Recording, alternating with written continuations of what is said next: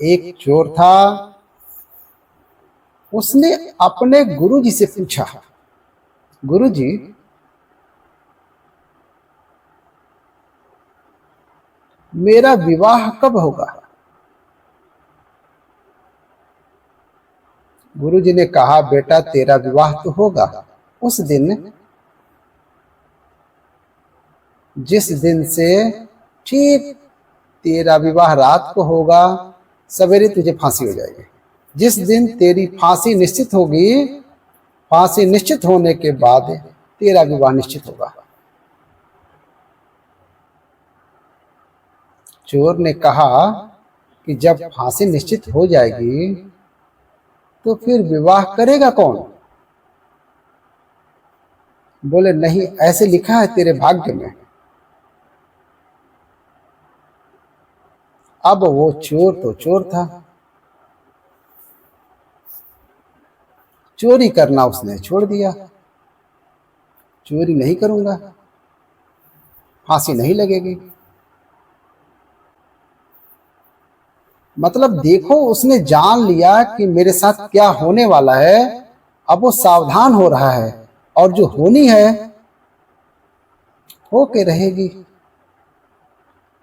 आप कितने भी सावधान हो जाइए, कितने भी चालाक हो जाइए, जो होनी है, जो लिखा हुआ है, जो किस्मत में मिलना है, तय है, वो मिलेगा। एक दिन वहां से राजा की सवारी गुजर रही थी। ये चोर पहले चोरी करता था, पर अब नहीं करता था। राजा की नजर इस पे पड़ गई। राजा ने कुछ याद किया।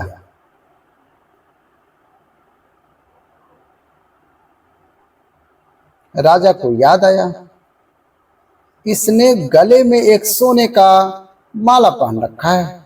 अब तो सुधर गया था, लेकिन जब चुराया था वो तो था ही नहीं इसके पास।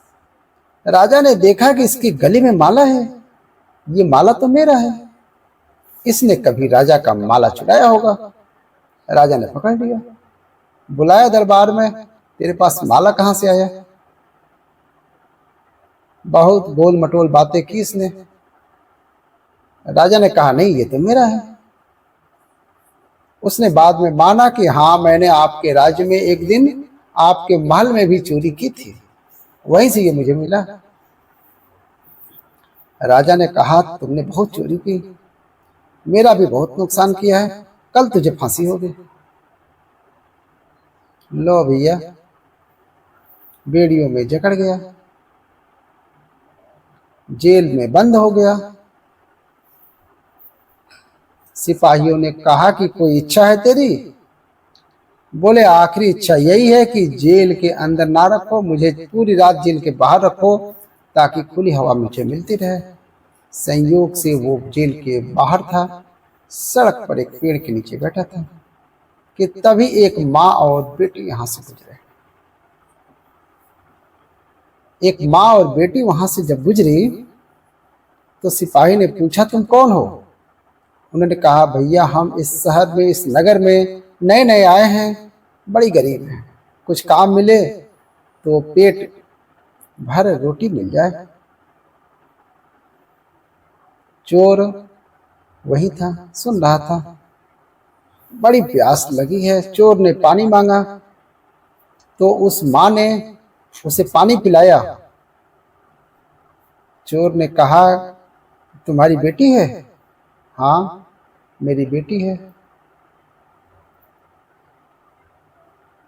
क्या चाहती हो तुम? बोले, कोई नौकरी मिल जाए, सब ठीक हो जाए, गरीब हैं, खाने को मिल जाए, खाने का व्यवस्था हो जाए। पर तुम कौन हो?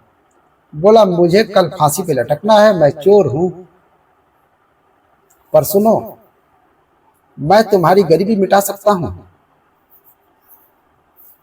कैसे? बोला, मैं चोर हूं, मैं तो कल मर जाऊंगा, लेकिन मैंने कुछ धन गाड़ के रखा है। यदि तुम अपनी बेटी का विवाह मेरे से कर दो तो मैं सारा धन उसे पता बता दूंगा। और जाके ले लेना, तुम धनवान हो जाना।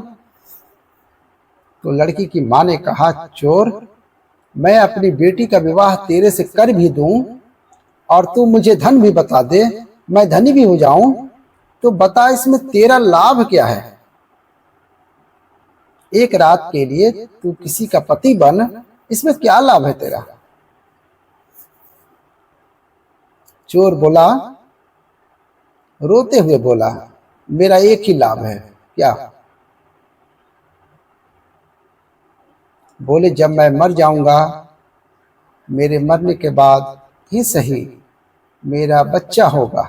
यदि मैं इसका पति बना तो बच्चा होगा, और बच्चा होगा तो वो मुझे पिंडदान देगा। और मैंने कोई ऐसे पुण्य किए नहीं कि मेरा उद्धार हो जाए। जीते जी तो सिर्फ चोरी किए हैं, गलत काम किया है।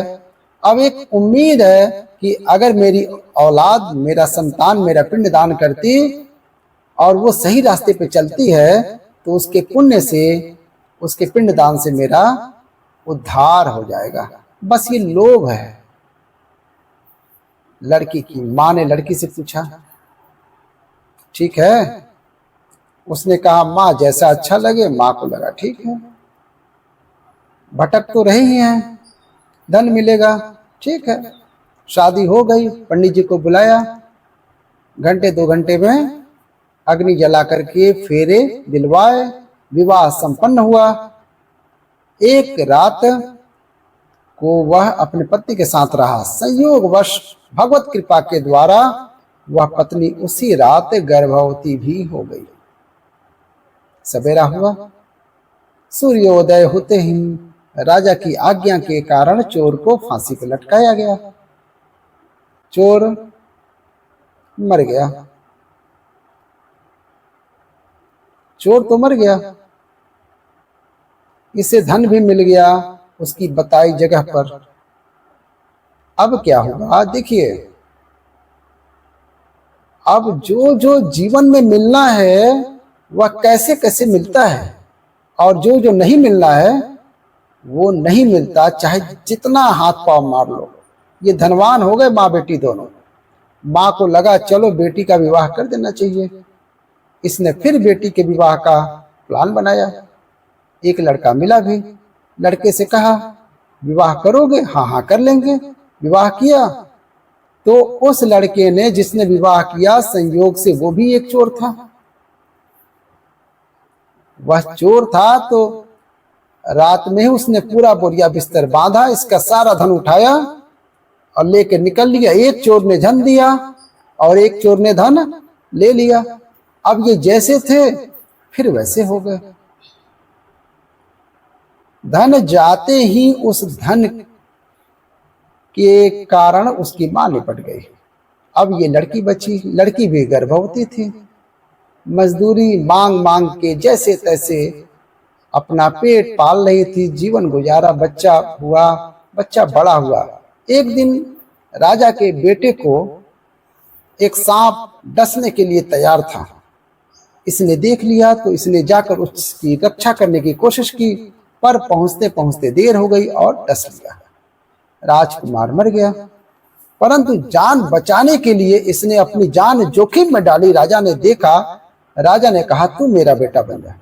ये रात गद्दी पे चला गया, राजा हो गया। जब राजा हुआ, वो राजा मर गया, अब ये राजा हो गया। इसकी मां ने कहा, इसको अपने पति की याद आई, मेरा बेटा पिंडदान करेगा। पति बोला था। अब पिंडदान करने के लिए ये पहुंचा गया जी। और जब गया जी पहुंचा तो जैसे ही पिंडदान करने लगा, उसके सामने 3 हाथ खड़े हो गए। एक हाथ उसके पिता का, एक हाथ उस चोर का जो चुरा कर भागा। एक रात के लिए वो भी पति तो बना, और तीसरा वो राजा जिसने अपने पुत्र की जगह इसे गोद लेकर अपना राज्य दिया। वो 3 हाथ। अब आप लोग उत्तर दो, वो बेटा उन 3 हाथों में किस हाथ में पिंड देने? बताओ, किस हाथ में पिंड देगा? किस हाथ में पिंड देना चाहिए, बताओ आप। उसका असली पिता कौन हुआ? वो राजा जिसने अपना पुत्र बना करके इसे राजगद्दी दी, या वो चोर जो रातों रात धन चुरा कर लेकर भाग गया, या वो जिसने इसे धन दिया इसकी मां को और पहला विवाह हुआ था? बताओ, इन तीनों में उसका असली बाप कौन है? और वो पिंड लेने का अधिकारी कौन है? तीनों हाथ में किस हाथ में पिंड रखे? उत्तर दो, जल्दी बताओ। सिर नहीं, बताओ बताओ, पहला, दूसरा या तीसरा? तीनों में किसके हाथ में वो पिंड रखे? फर्स्ट, सेकंड, थर्ड, बता दो।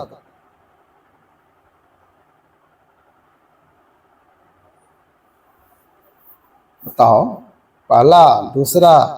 अच्छा, दूसरा भी जिंदाबाद, पहला भी जिंदाबाद, तीसरा भी जिंदाबाद। किसको देंगे? किसको वो पिंड दान करेगा?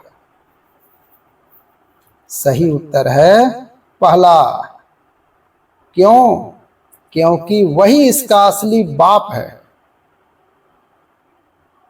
और भले वो मर गया सवेरा होते ही, परंतु उसी ने सपना देखा था कि मेरा पुत्र मेरे लिए पिंडदान करेगा।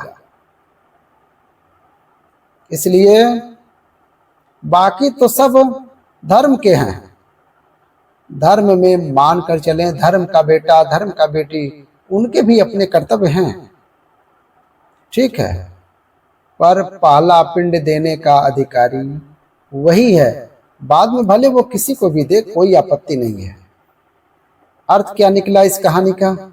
इस कथा से ये सीख मिली कि हमारे जीवन में कितना भी उतार चढ़ाव आए, और आएगा, कब आदमी राजा से रंक हो जाए, कब रंक से राजा हो जाए, तुम्हारी किस्मत ना हम तय करते हैं ना पड़ोसी। आपकी किस्मत, आपका भाग्य आप स्वयं बनाते हैं। और जो आप यहाँ बैठे हैं, आपके भाग्य पहले ही लिख चुका है कि आपको एक ये समय में जो मिल रहा है वो हमारे कर्मों का फल है, और भगवान की कृपा से उसे लेकर प्रसन्न ही रहना चाहिए। ये समझदारी है। ये क्या है? समझदारी है। हर हाल में प्रसन्न रहिए। बेटी का विवाह तो कब होगा? जब भगवत इच्छा होगी। कर्म कीजिए, चिंता नहीं।